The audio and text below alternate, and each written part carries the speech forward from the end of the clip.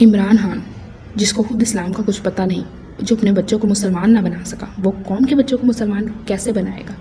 یہ پاکستان ٹھیک کریں گے؟ گھر بھی تو ایک ریاست ہے نا۔ اپنا گھر ان کا ٹھیک چل رہا ہے، ان کے اپنے بچے ان کے پاس نہیں ہیں۔ ہمیں کہتے ہیں میں تمہیں مسلمان کروں گا، دین سکھاؤں گا۔ اپنے بچوں کو جو انسان مسلمان نہیں بنا سکا، وہ ہمیں کیسے مسلمان بنائے گا؟ وہ خود مسلمان نہیں ہے۔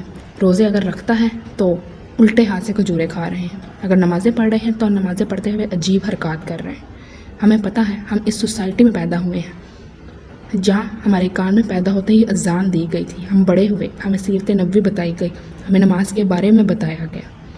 ہم بھی مسلمان ہیں۔ یہ بندہ 900 چوہے کھا کر ساری عمر عیاشی کر کے ہمیں آ کر بتائے گا کہ اسلام کیا ہوتا ہے۔ میں آپ کو بتاتا ہوں کہ ایک اچھا مسلمان کیسے بنتے ہیں۔ بھائی پہلے تم خود کو تم بنو، ہمیں نہ بتاؤ۔ ہم تو پہلے ہی اس سوسائٹی سے تعلق رکھتے ہیں جہاں پیدا ہوتے ساتھ ہی اذان دی جاتی ہے۔ عمران خان نے اس عوام کے ساتھ بہت زیادہ زیادتی کی، ہمیشہ اس ٹاپک پہ بات کی جس پہ ان کی مہارت نہ تھی۔ میری ان سے اور حکام سے درخواست ہے کہ خان صاحب کو ایک کیمرہ وہاں پر ضرور دیں، کیونکہ ٹک ٹاک کے اوپر وہاں بتا سکیں کہ نشے کے کیا نقصانات ہوتے ہیں۔ وہ ایسا ماحول لا سکتے ہیں جس سے ہم برباد ہو سکتے تھے۔